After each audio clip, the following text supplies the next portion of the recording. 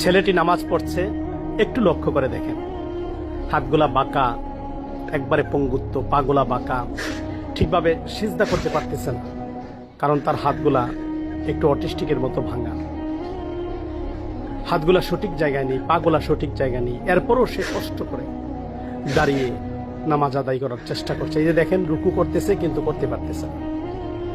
আপনি আমি কিন্তু অনেক সুস্থ। আল্লাহ পাক রব্বুল আলামিন কিন্তু আপনাকে আমাকে সুস্থ করেছে, দুইটা হাত দিয়েছে, পা দিয়েছে, দাঁড়িয়ে থাকতে পারে, সুবিশাল একটা বডি দিয়েছে। তারপরেও কিন্তু আমরা নামাজ আদায় করতে পারছি না। একটু ভাবেন, এই পঙ্গু ছেলেটা যদি এইভাবে কষ্ট করে আল্লাহকে সেজদা করতে পারে, রুকু করতে পারে, হাতটা সমানভাবে মিশাতে পারছে না, সঠিকভাবে সে বসতে পারছে না, তারপরেও সে কষ্ট করে নামাজ আদায় করছে। ভাই, আমরা কি তার চেয়ে ভালো নেই?